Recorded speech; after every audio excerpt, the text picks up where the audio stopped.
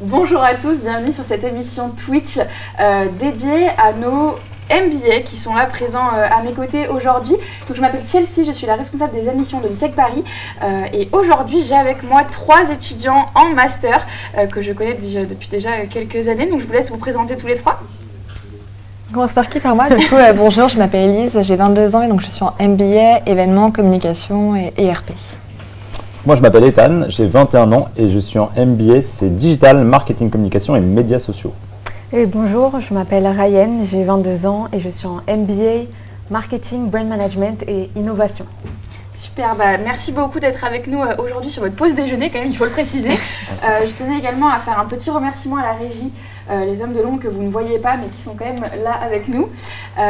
Donc pour commencer déjà, première petite chose que je souhaitais préciser, la différence entre un MBA et un master. Pourquoi vous ne dites pas que vous êtes en master? Puisque en fait un MBA c'est tout simplement la même reconnaissance aux yeux de l'État, sauf qu'un MBA est reconnu à l'international à la différence d'un master. Donc je vous propose de commencer rapidement. Est-ce que vous pourriez du coup rapidement nous présenter votre parcours? Parce que je sais que tous les deux, vous êtes notamment rentrés en 3e année et par contre Ryan directement en 4e année. Donc peut-être que tu peux commencer, Ryan? Ok, je commence. Alors moi, j'étais dans une école de luxe et comme j'avais déjà un parcours un petit peu spécialisé, c'était une école de marketing, communication et management, vraiment dans le luxe pour apprendre et découvrir les codes des maisons de luxe. Je me suis vraiment... j'avais découvert l'ISEG et je me suis dit que c'était peut-être un petit peu... intéressant d'avoir un parcours beaucoup plus général et de me spécialiser à travers mon alternance en fait. Voilà. Moi après le bac j'ai fait un BTS donc en commerce international, rien à voir. Et en 3e année donc j'ai fait une admission parallèle pour venir ici en bachelor, donc en spécialité digitale. Voilà, pour ensuite aboutir sur le MBA pour 2 ans pour finir ce cycle d'études. Et du coup pour moi j'ai commencé mon post-bac du coup par une licence de droit. Ça ne m'a pas plu, du coup j'ai fait comme Ethan, donc je suis arrivée en admission parallèle l'an dernier et du coup même spécialité que toi en digital. Et je me souviens d'une petite anecdote, j'ai rencontré Elise en salon, c'est moi qui l'avais renseignée avant du coup que tu viennes en journée porte ouverte et que s'en suive un concours et une inscription. Il me semble que vous avez eu tous les deux votre semaine de remise à niveau en 3e année, c'est ce qui vous a permis un peu de mieux vous connaître. Est-ce que vous pouvez nous dire 2 mots, parce que c'est pas forcément le sujet, mais 2 mots sur cette petite remise à niveau? J'y vais. Du coup, c'était 15 jours de remise à niveau, donc une semaine vraiment assez intensive, du coup, donc avec des cours de communication et de marketing. Et puis après, une semaine vraiment de cas pratiques où on met tout ce qu'on a appris en forme. C'est vraiment un condensé d'informations assez sympa pour bien commencer l'année et être au niveau avec les autres qui sont là depuis 2 ans. Donc une admission qui se passe bien. Et puis la 4e année, c'était plus facile d'intégration vu que vous les connaissiez déjà. Comment ça s'est passé pour toi, Ryan? Parce que c'était toute la nouveauté et finalement comme un peu une rentrée en 6e quand on est tout petit encore. Tout seul. Moi ça allait parce qu'en fait on a eu une première semaine au mois de septembre. C'était une semaine de workshop et il y avait des personnes de différentes classes et on a pu tous se rencontrer. Je suis devenue amie avec une fille pendant cette semaine-là avec qui je suis toujours amie, avec qui je travaille. Donc au final ça s'est bien passé parce que cette semaine elle nous permettait de nous rencontrer et aussi de juste découvrir l'école et voir comment ça se passe. Donc ça va. Ok, bon super. Et comment vous avez fait ce choix de MBA finalement? Parce qu'il y en a quand même 8 qui sont proposés à l'ISEC, donc j'imagine que le choix n'était pas facile, surtout pour tous les deux, parce qu'on vous l'a présenté dès la 3e année. Toi, Ryan, c'était un peu vraiment la découverte sur le tas. Comment ça s'est passé pour tous les deux? Moi, c'était par élimination. Par élimination et les matières que je préférais au fur et à mesure, donc je fais un petit tri comme ça. Donc toi tu étais plus team je regarde les métiers et je choisis mon master en fonction? Ouais, et c'était quoi alors que... Je voulais plus faire du marketing et vraiment cibler dans du digital, donc tout ce qui était trop événementiel ou communication, je m'en suis un peu dévié pour aller donc, sur cette spécialité. C'est vrai qu'on est toujours soit com, soit market, on n'est jamais les deux en fait.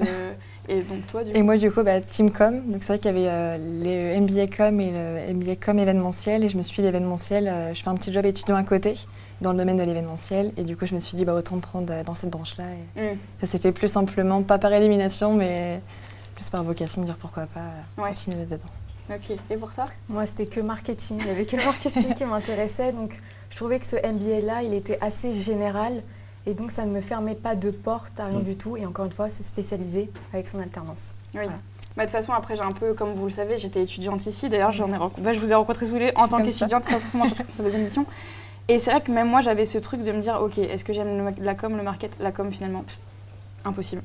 Le market, finalement, le master que je partage avec toi, Ryan, enfin celui que j'avais à l'époque, franchement, c'est le mieux, on va dire, en termes de... Sans vouloir...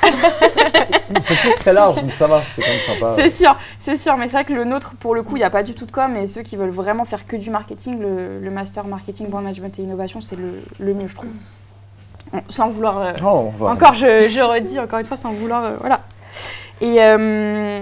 Et qu'est-ce qui fait que voilà, vous étiez sûr de votre choix? Est-ce que vous avez regretté à un moment donné ou c'était vraiment ce que vous souhaitiez? Moi, je veux quelque chose de large qui ne me ferme vraiment aucune porte, donc je suis assez content de ça. Et non, j'ai pas vraiment de... Quand tu dis qu'il ne te ferme aucune porte, c'est surtout en termes de métier ou en termes de connaissances? En termes de métier. C'est vraiment, ça ouvre un nombre illimité de possibilités, donc c'est assez sympa. Ouais. On n'est pas restreint, tu vois, à un seul job, c'est ça qui me faisait un peu... Tu savais déjà, tu sais déjà quel métier vraiment tu voulais faire déjà en troisième année? Pas spécialement en troisième année, mais justement en faisant un tri dans les matières, je suis arrivé à quelque chose comme tu sais, chargé de marketing ou des choses comme ça, donc plus ciblé. Et c'est le problème, si jamais tu n'aimes pas le métier, et ben là tu restes avec un diplôme assez large, donc tu pourras toujours te rediriger vers quelque chose qui te correspond plus. Donc, pas mal. Moi, du coup, c'est vrai que ce qui est intéressant dans mon MBA, c'est les trois branches, du coup, à la fois le côté communication, événementiel et relations publiques. Et je trouve que justement, les trois permettent vraiment pour plus tard d'avoir un vrai échantillon de possibilités pour l'avenir. Donc, c'est vrai que j'ai pas de métier spécifique en tête. L'alternance m'aide un petit peu à mieux savoir où me diriger. Mais pour l'instant, c'est vrai que c'est encore un peu flou et j'attends de voir par la suite les opportunités qui s'ouvrent. Ouais. Et toi, c'était parce que moi, je partage un petit peu les avis d'Élise et Ethan. C'est assez général, on peut spécialiser à travers l'alternance. Après, en termes de métier, j'essaye de voir. Je sais que je veux être dans le marketing, mais ça va être au fil et à mesure, on va dire, des opportunités, de tout ce qu'on trouve en fait. Et peut-être qu'on peut changer d'avis. Je pense que c'est bien de ne pas se fermer de porte et d'être intéressé un petit peu par tout. Voilà. Ok. Avant d'en venir plus précisément à des exemples de cours, est-ce que vous pourriez, parce que peut-être il y a des jeunes qui nous regardent, qui ne sont pas encore en master, il y a des termes un peu dans les noms de vos masters qui sont un peu particuliers. Je pense à brand management, je pense à relations publiques, parce qu'on sait ce que c'est les relations publiques, mais jamais personne ne sait vraiment exactement ce que c'est. Et bon, marketing digital, on comprend, mais tu auras aussi ton temps d'explication. Mais est-ce que du coup, Élise, par exemple, tu peux nous expliquer en quoi ça consiste vraiment, par exemple, les relations publiques? Tout simplement, c'est tout ce qui va être par rapport à la presse. Du coup, par exemple, on a appris en cours tout ce qui va être communiqué de presse, mise en place d'une conférence de presse. C'est vraiment dans le domaine du coup des médias publics. Et c'est bien justement d'avoir une ouverture comme ça sur le monde. Et l'événementiel relié justement pour peut-être organiser. C'est ça, du coup, tout ce qui est en lien du coup, avec la communication, vraiment avoir une ouverture par rapport aux médias, par rapport à la presse, écrite ou digitale. Ok. Et du coup, Ryan, un peu le côté brand management, innovation. On va avoir plein de cours sur qu'est-ce que c'est que le management de marque. Donc déjà, qu'est-ce que c'est qu'une marque, ses valeurs, ses missions, son storytelling aussi, comment elle se place par rapport à ses concurrents. Donc c'est assez large, c'est vraiment comprendre comment une marque fonctionne en fait.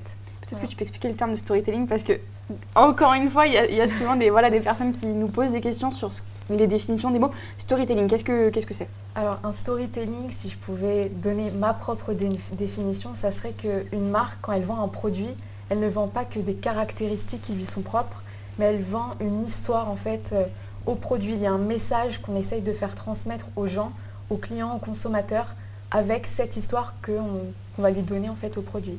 Voilà. Il y a une marque avec un storytelling qui t'a vraiment touché plus que les autres? Je dirais peut-être Louis Vuitton. Bon, comme encore une fois, le côté un peu luxe, oui. Mais je dirais vraiment le côté artisanal, héritage, savoir-faire qui me plaît bien, que ce soit Louis Vuitton et d'autres marques aussi françaises luxe. C'est vrai que moi j'avais beaucoup aimé, je ne sais pas ce que vous en pensez tous les trois, mais la marque Respire. Oui. Là pour le coup on est sur un storytelling vraiment très très poussé. C'est ce qui fait aussi je pense qu'elle a vraiment buzzé et qu'aujourd'hui Respire c'est une marque limite incontournable, je sais pas si... Parce que c'est quand même de la cosmétique, c'est bon, ça me parle, mais non. Ok, et du coup Ethan, le marketing digital, en quoi ça consiste vraiment déjà? Peut-être pour les petits pareil, qu'est-ce que le marketing finalement? Parce qu'on en parle tout le temps, c'est un mot assez à la mode, on va pas se le cacher. Qu'est-ce qui se cache derrière ça? Pour faire simple, c'est style le comportement acheteur, donc là c'est digital, donc sur le web, et le positionnement du produit, tout simplement. Donc comment on va adapter le produit pour l'acheteur et son comportement en ligne. Donc avec différentes activités qu'on fait. Oui, parce que dans le marketing, il y a toute une analyse du comportement du consommateur. C'est ça. D'où les cours en 3e année de sociologie, de philo, un peu de management pour comprendre comment tout le monde fonctionne. Et du coup, est-ce que vous pourriez nous donner quelques exemples de cours, 3-4 exemples de cours, si jamais vous en souvenez pas de tête, vous pouvez évidemment sortir votre joker, à savoir l'intranet de l'ISEG, parce que pour... là, c'est la responsable d'admission qui parle. Au niveau des cours en master, sachez que ce ne sont pas des cours semestriels. Si vous voulez, ça va fonctionner par module. Donc l'idée, c'est que vous allez avoir, ils ont 16 heures d'un cours, pas d'affilée, je précise. Donc vous allez avoir 16 heures d'une matière et puis d'un seul coup, vous allez passer à une autre matière, ce qui fait que sur votre 2 ans de master, vous allez peut-être voir 70 cours différents. Parce que c'est des petites notions à chaque fois, des savoir-faire qui ne nécessitent pas de les apprendre pendant 6 mois. Non plus, c'est souvent des techniques de recherche, d'innovation, surtout en market. Le design thinking, je ne sais pas si tu as encore eu ce cours, mais tu vas l'avoir. Donc allez-y, je vous en prie, donnez-nous quelques petits exemples. Du coup, moi de mon côté, j'ai tout ce qui va être par rapport à l'approche événementielle, du coup, qui comprend la conception, la mise en place d'un événement. Ensuite, pour tout ce qui est RP, du coup, ça va être écrit pour les RP. Du coup, comme je disais tout à l'heure, tout ce qui est communiqué de presse, on apprend vraiment les techniques de rédaction. Et pour tout ce qui est communication, tout ce qui va être la budgétisation, par exemple. Ok. Et j'avais vu même que tu avais un cours la semaine dernière, parce que j'ai regardé un peu les emplois du temps avant Switch quand même pour préparer, et tu avais un cours sur organiser un event un peu éthique. Tout à fait, l'éco-responsabilité, c'est assez important, et puis du coup, on nous sensibilise vraiment par rapport à cette notion.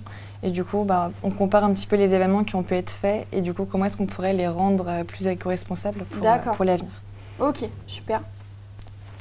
Alors là, moi en ce moment, on étudie les nouvelles tendances, donc que ce soit au niveau du marketing, encore les comportements d'acheteurs. On a aussi fait un peu de management, très important, donc pareil pour que ce soit la gestion d'équipe ou des choses comme ça. Et on a aussi vu marketing, et donc c'est développement un peu en ligne. C'est pas du tout du code, on fait pas du code, mais pourtant on crée des applications, donc avec tous les nouveaux outils qu'on a. Du no-code finalement. Du no-code, tout à fait, c'est plus simple. Et c'est assez sympa. Ok, et tu disais juste avant, une petite question piège ou pas, quand tu parlais de nouvelles tendances, est-ce que tu en as une qui te vient en tête Là, c'est la baisse d'utilisation des réseaux sociaux par les Français. Ah oui? Ouais, il y a une petite chute. Il y a plusieurs raisons, mais la plus grosse, c'est tout simplement la fin du confinement. Les gens reviennent à la vie active et donc lâchent un peu leurs écrans. Donc, ça change leurs habitudes d'achat, mine de rien. Ouais. Il faut y faire attention. Ils retournent plus dans les magasins quand même? Un petit peu. Oui, alors que beaucoup de magasins c'était full digitalisé en disant que c'était l'avenir. Moi, je pense qu'encore les gens aiment encore aller sur les lieux, que ce soit pour faire des events, pour même les journées portes ouvertes. On le voit parce qu'on a fait des digitales et ça n'avait pas forcément marché parce que les personnes ont besoin de nous rencontrer, ont besoin de vous rencontrer aussi. C'est rassurant. Ouais, c'est ça. C'est ça. Et puis alors des cours peut-être que j'ai déjà eu, donc vas-y. Moi, par exemple, il y avait un cours que j'ai beaucoup aimé, c'était Innovation and Insights. C'était un travail de groupe. Et on devait choisir une marque et on devait donc trouver une innovation, prendre un produit qui pouvait être existant et essayer de trouver un moyen de l'améliorer en fait. Donc je trouvais ça vraiment intéressant. On a eu un cours de Digital Brand Management, donc comment gérer une marque en digital. Je trouve que le nom il parle de lui-même. Et aussi Brand and Communication Management. C'était comment une marque, elle va donc mettre en place sa stratégie de marque, que ce soit sur un territoire donc, local et aussi à l'international. Donc les cours, ils sont assez diversifiés, que ce soit pour le marketing, management et aussi le côté innovation, nouveaux produits. Voilà. C'était avec M. Dancos, ton cours d'innovation. Voilà. Il est incroyable, ces cours. Tu avais inventé quoi comme produit? La marque, c'était pour Danone. C'était Danone, la marque. Et le produit, on avait fait une gourde où on pouvait mettre en fait son yaourt dedans. Ça a l'air bizarre comme ça, mais en fait, on avait fait des recherches sur les frustrations donc, des clients. Et ils ne pouvaient pas donc, emporter leur yaourt avec eux. Donc on s'est dit, on va faire une gourde qui va permettre donc, de garder le yaourt frais avec toi. Donc tu peux emporter la santé avec toi un peu partout. D'accord, mais j'imagine que c'est quand même une petite gourde. Finalement, c'est un petit filou en gourde. Ouais, un peu. Ok. Je sais que nous, on avait inventé un liquide vaisselle parce qu'il y avait un insight pour ceux qui nous regardent, c'est une parole consommateur. Finalement, qu'en général, on récolte sur Twitter, sur Instagram, sur Facebook, que sais-je. Et nous, on avait fait parce qu'il y avait l'insight de quand je me lave les mains, j'ai les mains sèches, quand je fais la vaisselle. Et on avait fait un liquide vaisselle enrichi en... Hydratation et tout pour... Non, en huile de ricin.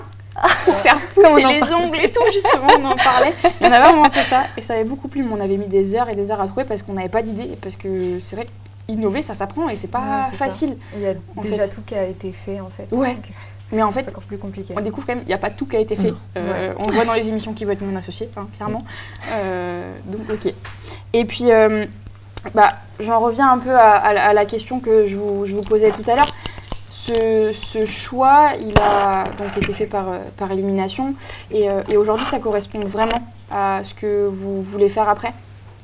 Ouais. De mon côté, oui. Ouais. Et tu as des idées de métier, toi, ou pas, Élise? Pas spécialement. J'attends vraiment de voir, du coup, par rapport à l'alternance. Actuellement, du coup, je suis avec la région Centre-Val-de-Loire. Du coup, donc, on aide les entreprises de la région à se développer économiquement. Et je pense que tout ce qui est territoire, ça me plaît. Donc, pourquoi pas dans ce milieu-là. Mais après, je ne sais pas exactement. Donc, communication territoire. Après... C'est un domaine qui n'est pas quand même... Non. C'est pas... On court pas les rues à dire moi, je veux travailler pour les territoires. Je sais pas, ça vient comme ça depuis toute petite. Enfin, je sais pas, je suis peut-être un petit peu chauvine et du coup, ok, ça me plaît. Okay. Et toi, Ryan, parce qu'au final, Ethan, je t'avais déjà posé la question tout à l'heure. Alors, moi, je sais pas trop. Enfin, j'attends de voir. Après, c'est en fonction de mon alternance. Peut-être être chef de projet ou chef de produit. Donc, en ce moment, je suis en alternance chez Simrise, qui est une maison de composition en parfumerie. Je suis assistante marketing. Je trouve ça super intéressant.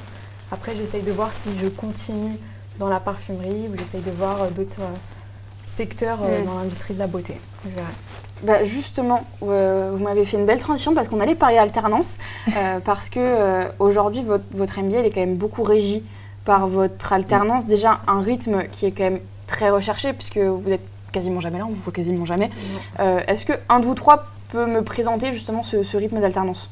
Ouais, tout simplement, on est à la fin de la semaine, tous les vendredis, en cours. Et le reste de la semaine, donc du lundi au jeudi, on est en alternance.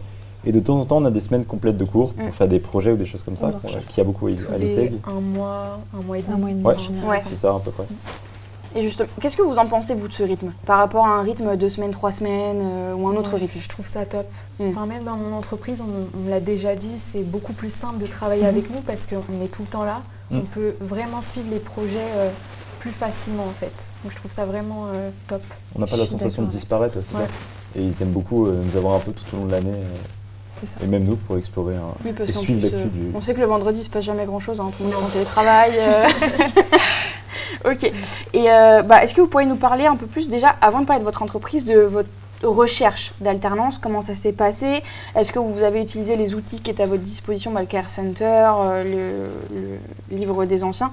Comment ça s'est passé, votre recherche d'alternance? Je commence. Et du coup, c'est vrai que moi, comme je ne suis pas de Paris, j'ai cherché autrement, donc notamment via LinkedIn, et j'ai trouvé assez rapidement une annonce simplement, voilà, on cherche une alternance avec la fiche de mission, et puis j'ai postulé, j'ai été prise. Ouais. C'est que du coup, sur Paris, j'avais envie de... Enfin, je pensais qu'il y avait plus d'offres, et je me suis dit qu'au niveau des kilomètres, aller-retour, c'était peut-être plus fatigant. Du coup, je me suis dit, autant rester sur Orléans, et c'est mieux pour moi, voilà, tout simplement. Ok. Et tu as eu un entretien ou tu en as eu plusieurs? J'en ai eu 3 en tout, dans une agence IMO, dans un lieu d'événementiel sur Paris, à côté du Louvre. Et c'est vrai que du coup, ça me paraissait moins intéressant. Enfin, l'émission était moins diverses et variées. Et du coup, je suis très satisfaite d'avoir pris du coup. Et quand tu as recherché ton alternance, qu'est-ce que tu as regardé en premier? À défaut du salaire, on va se décacher. J'ai vraiment tout ce qui est diversité d'émissions. C'était vraiment moi, je sais que j'ai besoin de beaucoup de missions qui sont différentes, de pas toujours une routine en fait. J'ai pas besoin de ça. Et du coup, c'était vraiment d'avoir toutes les possibilités sur l'offre de mission, pardon. Ok. Pour moi, c'est vraiment ça l'élément essentiel. Et puis après, lors de l'entretien aussi, le feeling. Est-ce qu'on sent que l'entreprise est ouverte? Est-ce qu'elle est familiale, etc. Et c'était un petit peu les 2 notions principales que je cherchais. Ok. Et toi, Ryan, on fera toi et Ethan à la fin. Moi, j'essaie de combiner l'aide de l'ISEG avec mes propres recherches. Par exemple, avec le Career Center où j'avais cherché aussi les postes qui m'intéressaient. Moi, je m'y suis vraiment prise à l'avance. C'était au mois de mars, donc qui est assez tôt. J'ai fait beaucoup de recherches. J'ai essayé vraiment de regarder sur tous les sites, en m'appuyant vraiment sur le côté assistante marketing pour que ça colle au maximum avec mon MBA. Donc voilà, et après je l'ai trouvé en passant les entretiens et ça s'est bien passé. Donc tu as passé aussi plusieurs entretiens? Oui, dans mon entreprise actuelle, c'était 2 entretiens. Et j'avais été aussi acceptée dans une autre entreprise où j'avais fait aussi 2 entretiens. Voilà. Et comment tu as fait ton choix? Alors, le poste que j'ai actuellement m'intéressait beaucoup plus. C'est plus en phase avec ce que je veux faire plus tard. Et c'est aussi en accord avec mon MBA.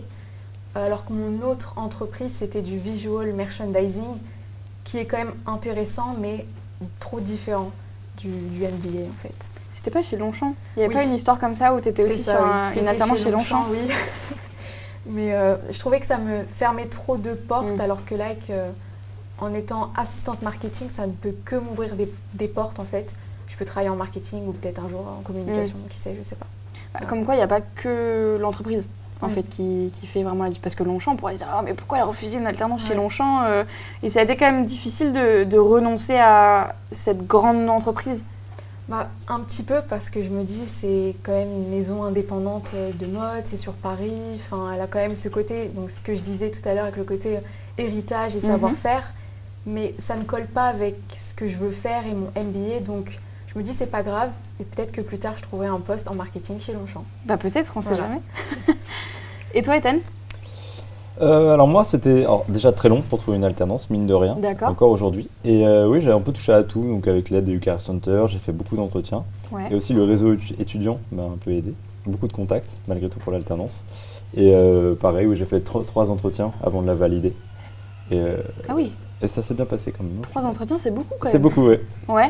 Et à chaque fois, ils te demandaient quelque chose de bien précis? À chaque fois en plus, ouais, je rencontrais de plus en plus de personnes, de plus en plus haut gradées en quelque sorte dans l'entreprise. Donc, Mais c'est toi qui es chez Dassault? Non. Non, c'est pas Dassault. C'est... Presque. Moi, c'est le CEA. Je suis au commissariat de l'énergie atomique. C'est bien? C'est très bien. C'est quand même une très très belle alternance. Oui, bah tu l'as trouvée grâce à une étudiante. C'est ça, complètement. Qui était en 3e année. Avec Ouais, c'est ça. Ouais, c'est ça. Et ça te plaît? C'est assez marrant. Oui, c'est quelque chose que on n'a pas l'habitude de voir spécialement quand on est nous dans le marketing digital. Ouais. Et donc atterrir là-bas, oui, on a plusieurs missions qui sont assez intéressantes. Bah comme quoi, il y a du marketing en fait partout. Partout. C'est la conclusion. Ouais.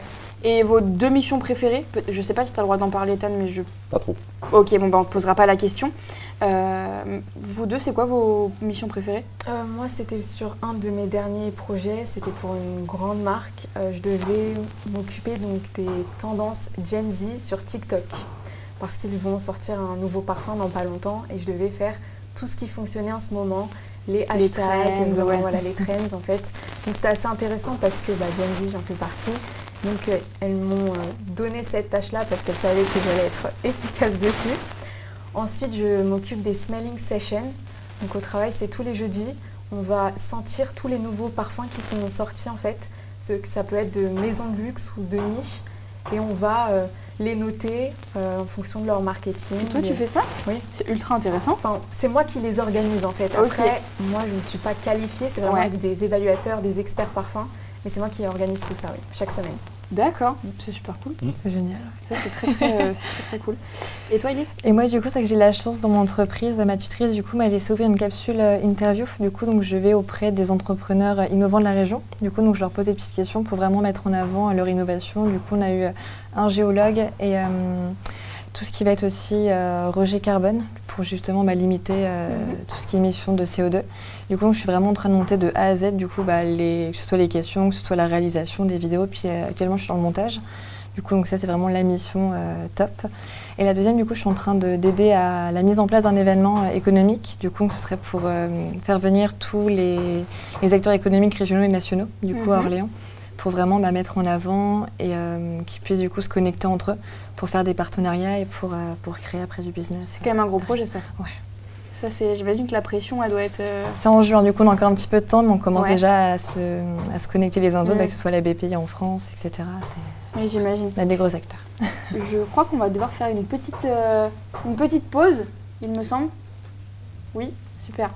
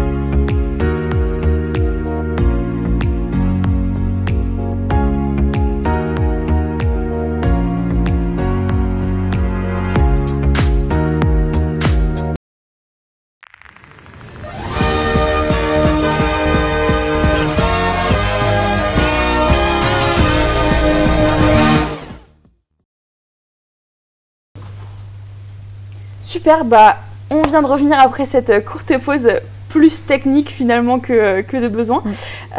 Donc on était un petit peu sur vos alternances. Est-ce que vous voulez nous dire 2 mots encore sur votre boîte? Est-ce que ça vous plaît vraiment? Est-ce que vous pensez rester dans ce type? Je ne parle pas de l'entreprise parce qu'il n'y a pas de jugement de valeur. C'est plus, est-ce que vous souhaitez rester dans ce domaine-là déjà, puisque ça fait 6 mois à peu près que vous y êtes là. Donc comment vous avez ressenti ces 6 premiers mois? Moi, je dirais que ça va, en fait, parce que je connaissais quand même un petit peu la parfumerie, mais pas tant que ça, parce que là, on parle aussi de matières premières et tout. Donc je me dis peut-être continuer dans la parfumerie ou aller dans un autre secteur. Je ne sais pas trop, mais pourquoi pas, oui, je ne suis pas fermée à l'idée, on va dire. Ouais. Et moi, du coup, je pense que oui, c'est vrai que l'intégration s'est très très bien passée avec mon entreprise, que ce soit ma tutrice et mes collègues, ils m'ont très bien accueillie. Et de bons souvenirs déjà sur ces 6 premiers mois, et puis pourquoi pas dans la continuité, continuer dans une entreprise telle qu'elle. Toi, toujours des secteurs très particuliers? Très particulier, je ne suis pas fermé à de nouvelles expériences, donc ouais, et ça qui est assez bien, c'est large, donc on pourra toucher à tout. Et c'est vrai que tu as soulevé un point, Élise, parce que l'intégration dans votre entreprise, comment ça s'est passé? Est-ce que vous avez déjà eu des moments un petit peu compliqués avec des personnes? Je sais que moi, dans mon cas, il y avait eu toute une période où c'était un petit peu compliqué avec certains collègues qui, justement, le fait qu'on était alternants, c'était un peu compliqué d'avoir cette image de... Les alternants, aujourd'hui, c'est des vrais salariés parce qu'on est là à la même hauteur que les autres. Mais certains ont encore du mal à nous voir autrement que comme des stagiaires, en fait, longue durée, concrètement. Donc comment ça s'est passé pour vous, cette intégration? Moi, ça va parce qu'on a eu une journée d'intégration déjà qui était organisée donc, par l'entreprise. Et on devait rencontrer les autres alternants aussi qui sont là. Et ils nous font vraiment confiance parce qu'on a quand même des clients assez énormes. Et on m'a déjà dit qu'on nous faisait confiance et qu'ils nous voyaient vraiment comme des salariés en fait, enfin pas juste comme des alternants. Voilà. Alors moi j'ai des missions qui sont assez séparées du reste de l'équipe, donc je suis vraiment autonome, donc on me voit comme un salarié indépendant de l'équipe, donc j'apporte ma pièce au puzzle, tu vois, je suis pas un peu le stagiaire de l'équipe. Ouais. Ça se passe assez bien. Donc ça c'est bien, de toute façon dans tous les cas l'ISEG veille au grain. Veille au grain. Ouais, voilà. Tous les 6 mois je crois c'est ça, vous avez votre rendez-vous. On a un petit livret, c'est ça, à remplir au fur et à mesure, du coup c'est avec le tuteur, puis après avec l'entreprise, il y a des appels aussi entre les deux. Pour justement s'assurer qu'on s'intègre bien, que tout se passe bien, qu'il n'y a pas de... De toute façon, en vrai je trouve ça aussi rassurant du côté étudiant parce que on se dit toujours s'il y a quelque chose, on a besoin de parler, vous êtes encadré. Ouais, c'est ça. Complètement. C'est ça. Et donc je regarde quand même mes petites notes, évidemment. Et pour changer un petit peu du point alternance, voire quoique, niveau ambiance cette fois de classe, notamment pour toi Ryan, tu étais toute nouvelle et vu que vous n'avez que les vendredis, comment ça s'est passé un petit peu vraiment cette intégration? Est-ce que tu as senti que c'était un petit peu plus difficile ou dès que tu es arrivée, c'était directement esprit familial, il n'y a pas eu de différence? Moi ça va parce que comme je l'ai déjà dit, on a eu notre semaine workshop pour les JO et je m'étais bien entendue avec une personne, j'ai rencontré aussi ses amis. Ça peut paraître difficile parce qu'on est quand même beaucoup dans ma classe, je crois on est 31, mais ça va aller parce que j'ai eu mon petit groupe, mon petit trio on va dire, et les gens sont quand même très sympas. J'étais assez surprise, même si on se voit que les vendredis, je trouve qu'il y a quand même une bonne ambiance de classe et un esprit collectif. Ok. Il y a quelque chose qui m'a intriguée dans ce que tu as dit, workshop des JO. Qu'est-ce que c'est? Alors, est-ce qu'il y en a un de vous trois qui peut... Enfin, même vous trois, parce que vous l'avez tous les trois. Vous pouvez un petit peu nous expliquer en quoi, qu'est-ce qu'un workshop, qu'est-ce qui s'est passé pendant cette période-là? Du coup, donc, très rapidement, c'est une entreprise en fait, qui vient ponctuellement à l'ISEG et du coup, avec une problématique. Et donc, on a quelques jours, donc, généralement, c'est du lundi au vendredi matin, si je ne dis pas de bêtises. Où du coup, donc, on doit répondre à la problématique en proposant un projet ou du moins un produit qui répond à la problématique principale. Puis après, on a un oral, on passe devant un jury dont un représentant de l'entreprise, dont les JO du coup pour cette fois-ci. C'était les JO, franchement, c'est un bel annonceur. Ouais. C'est un très très bel annonceur. Moi, j'ai vu Coca-Cola, mais je ne les ai pas. Bon, bien. Nous, on avait eu JC Déco, Lacoste aussi, on l'a fait. C'était des belles entreprises. C'était pas en finale de Lacoste ou de Mythique? Troisième. En troisième, t'étais en finale de Mythique. C'était bien? Oui. Ouais, c'était pas mal. Un gros challenge. Ouais, bah oui. Parce qu'en plus, en troisième, tu te partages avec les autres écoles. C'est ça. Et c'était, j'imagine que vous n'avez pas forcément trop le droit de parler de votre problématique que vous avez eu pendant la JO, mais comment ça s'est passé Voilà. Moi j'aime bien, parce que je viens d'un BTS où vraiment toute la classe était un peu l'un contre l'autre pour avoir la meilleure moyenne.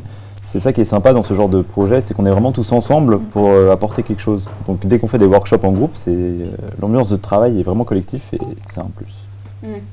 Vous avez choisi vos groupes? Ouais. Non, c'est imposé. Oui, non, c'était pas justement imposé. mélanger, on va dire, les nouveaux avec les anciens, donc justement ça crée, c'est comme là où je j'ai disais, de rencontré. D'accord, l'amitié. c'est à ce moment-là. Oui. Ok, super. Et avec les autres écoles aussi, il y avait des partenariats et on avait des groupes partagés. Donc avec C'était en troisième année? C'était l'année dernière, c'est ça? Ouais, l'année dernière. Avec C'était pour Yart Mythique. Non, ça c'était pour JC Déco. Lacoste. Et JC Déco, oui. C'était 100%. JC Déco. Lacoste, non, c'était que, Lacoste, pas sûr. chez nous. Donc on a croisé avec l'école Epitech Ouais. et Artsup. Et Yart, Et on avait eu une grosse équipe de 10 comme ça et chacun apportait ses compétences. Un c'est travail de ses groupe. expertises, c'est ça, et du coup on a réussi à créer un projet de A à Z. Et tout à l'heure, quand on était en pause, on avait parlé d'un autre projet qui venait d'avoir lieu parce que pour que vous puissiez comprendre un petit peu leur rythme d'alternance, l'idée c'est que donc, tous les vendredis ils sont en cours pour avoir cours, voilà des cours comme ceux dont ils ont pu vous parler tout à l'heure. Mais l'idée aussi c'est que les semaines où ils viennent à l'école pendant un mois et demi, d'ailleurs le campus se retrouve avec énormément d'étudiants les semaines où vous venez et les petits ils vous regardent un peu tout timides, c'est très mignon. Et donc en général quand vous venez pour ces semaines-là, c'est forcément pour faire des projets. Donc vous m'avez parlé tout à l'heure à la pause d'un projet, est-ce que vous pourrez... Pour un annonceur qui est aussi extrêmement prestigieux. Microsoft. Microsoft, quand même. Donc allez-y, je vous en prie. Ouais, je t'en prie. Vas-y, allez-y, je vous en prie. C'était pour Power BI. C'était Power BI. On avait toute la semaine, donc c'était encore le même principe de workshop en groupe. Donc c'était un challenge qu'on avait. Et voilà. C'est quoi Power BI? Parce que moi je sais ce que c'est, mais... Alors, c'est pour le faire simple, pour les nouveaux, c'est le nouveau Excel. Donc traitement de grosses données. C'est du data business.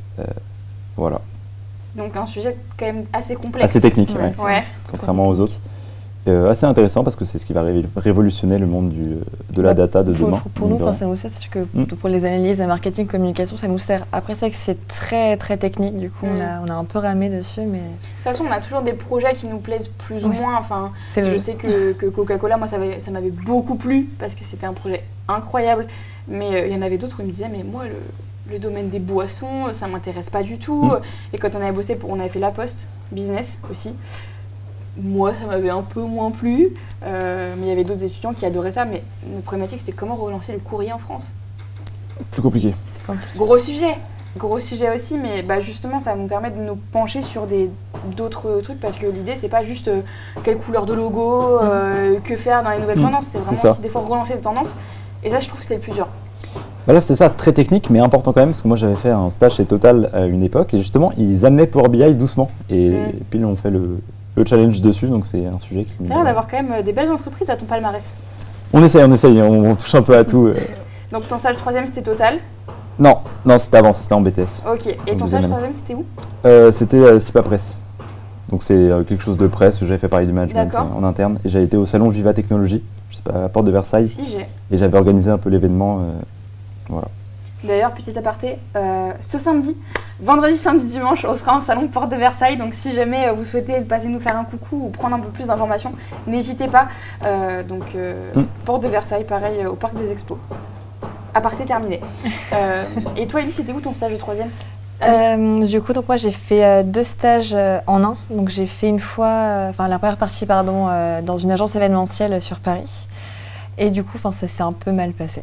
Donc c'est pour ça que j'ai changé du coup, donc une deuxième agence événementielle sur Orléans, où là du coup, tout l'inverse, je me suis un peu révélée dans le travail et j'ai pris beaucoup plus de plaisir pour justement me rendre compte que dans le milieu pro, faut se faire confiance, il faut qu'on nous fasse confiance aussi avant tout. Donc.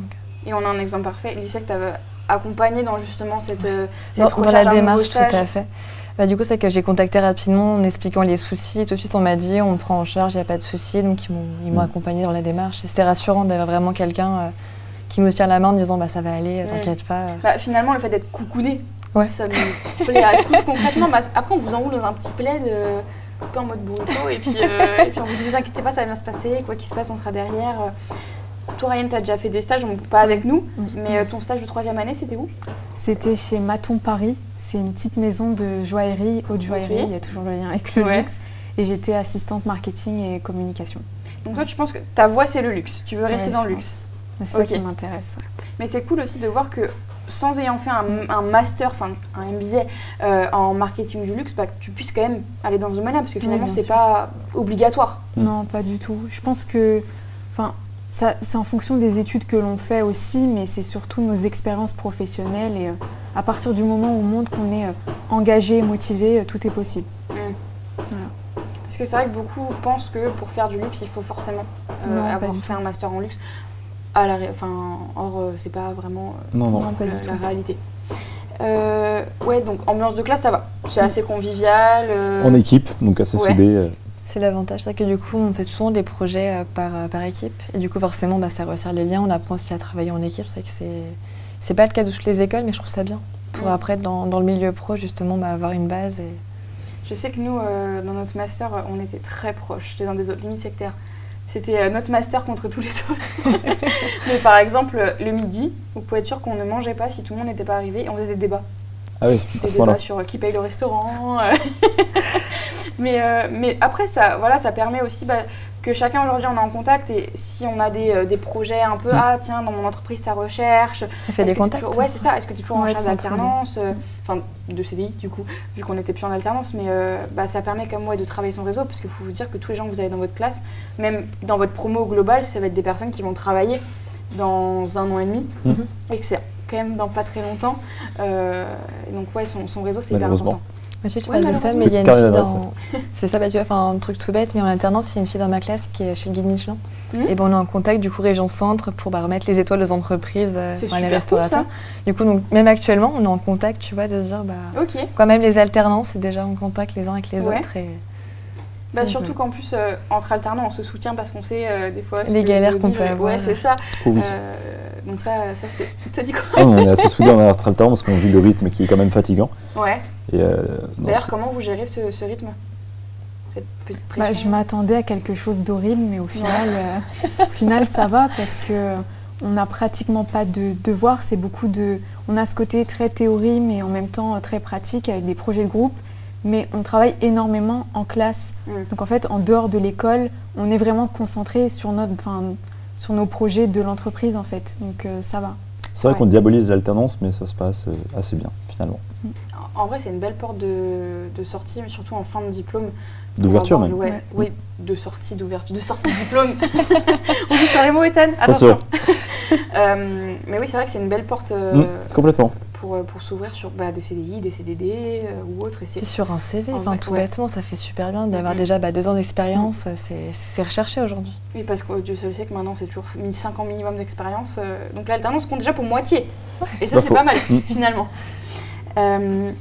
Donc, est-ce que vous avez, comme vous l'avez dit tout à l'heure, vous avez vraiment cette idée de métier assez particulière, mais est-ce que vous avez un plan B? Parce que, par exemple, moi, je voulais vraiment être chef de produit. Les opportunités ont fait que, mais je sais que j'avais des gens dans ma classe qui me disaient, moi, c'est ça et rien d'autre. Est-ce que vous êtes quand même à l'écoute de ce qui arrivera ou vous êtes vraiment buté, entre guillemets, sur un métier en particulier? Ah non, mais moi, pas du tout. Je pense qu'il faut jamais se fermer des portes. J'ai pensé à chef de projet, chef de produit. Là, j'aime beaucoup le marketing, mais je me dis peut-être que plus tard, je travaillerai en communication. Ça dépend des offres et je verrai. Assez ouverte, quoi. Oui, vraiment. Mais dans le luxe. Oui, voilà, toujours. Moi, je te rejoins aussi, sauf le luxe. Ouvert à toutes les expériences. Donc, je trouve que c'est vraiment mauvais de se fermer une porte et juste de se bloquer sur un métier parce que ça peut complètement nous bloquer dans le parcours pro. Et puis, je les suis tous les deux, très curieuse, ouverte de tout. Donc, on verra les opportunités par la suite. Et il me semble d'ailleurs que pourquoi pas travailler pour Miss France, parce qu'il me semble qu'il y ait des promos pour Élise. On est comme ça ici, on se fait toujours des petites promos. Est-ce que tu veux donner, parce qu'il me semble que tu es dans une aventure un peu particulière, plus des cours, en plus de l'alternance. Ça, en plus, du coup, je suis candidate pour l'élection de Miss Loiret qui aura lieu le 31 mars à Gien. Du coup, votez 15, voilà. Ethan, toujours très expressif du visage. Je ne fais pas de Miss France, désolée. Et donc voilà, votez pour Élise. Et si jamais, pour terminer, parce qu'on arrive à la dernière minute du live, est-ce que vous auriez un conseil à donner à des étudiants qui hésitent à se lancer à l'ISEG et à se lancer plus particulièrement dans l'alternance? Moi, je pense que s'ils hésitent, ils ne devraient pas, parce que je pense que c'est une école qui nous propose beaucoup de choses en termes de MBA, c'est très ouvert. Et encore une fois, avec l'alternance, enfin, ça nous aide tellement en fait pour l'avenir qu'ils devraient vraiment y aller, quoi. Tenter leur chance en tout cas. Moi, si vous savez pas encore ce que vous voulez faire, faire un tour aux portes ouvertes ou au salon pour un peu découvrir, ça peut être pas mal. Ça, c'est un bon communicant. Et non, pour un peu trouver sa voie, ça peut être sympa. Voilà, on a une journée porte ouverte le 10 février, pas ce samedi mais celui d'après. Surtout n'hésitez pas à passer nous voir. Vous verrez notamment des anciens élèves, tels que des personnes de ma promotion, pour la plupart, dont un qui est devenu prof à l'ICEL pendant un petit moment, qui sera sûrement là le samedi 10 février.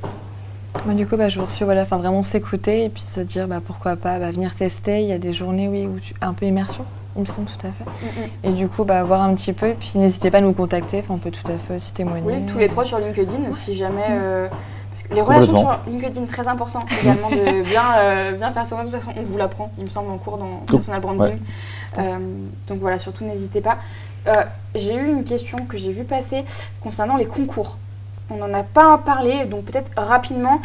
Donc toi, Ryan, tu as fait vraiment les concours pour rentrer en master. Vous, c'était en 3e année. Est-ce que vous pouvez nous en dire 2 mots? Pour rappel, 3 épreuves écrites, une épreuve orale. La plus importante étant, comme vous l'avez vécu, l'épreuve orale, qui est un entretien de motivation. Est-ce que, du coup, Ryan, tu peux commencer par nous en toucher 2 mots sur toi pour un concours entrée en master? Moi, je m'attendais à quelque chose de très complexe, alors que vraiment, ça allait. C'est juste pour voir si on sait lire un énoncé et on sait quand même développer notre réponse. Les épreuves, il y avait une épreuve d'anglais, je crois, une sur marketing, communication. Donc c'était assez divers. Après, le plus important, ça reste quand même l'entretien, où il faut un minimum montrer son intérêt pour l'école, pourquoi on veut venir, qui on est en fait. Donc c'est assez c'est accessible, vraiment c'est accessible. T'as bien résumé, mais ouais, c'est ça. C'est la même chose, plusieurs épreuves. La même épreuve. Après, dans tous les cas, il y a la semaine de remise à niveau. Donc, c'est ça. Voilà. En fait, ce qui compte vraiment, c'est qui vous êtes. C'est nos les motivations, ambitions du parcours pro. C'est ça. Bon, il me semble que, sauf si vous avez quelque chose à rajouter tous les 3. C'est tout bon. Non, c'est bon pour moi aussi. C'est ok. Bon, je réitère mes remerciements pour avoir été là. Merci vous allez pouvoir aller manger et puis aller en classe aussi parce que les cours ont commencé depuis un quart d'heure. Donc, écoutez, merci à tous de nous avoir suivis. Je vous donne rendez-vous la semaine prochaine pour un nouveau live Twitch. Au revoir. Au revoir. Au revoir. Au revoir.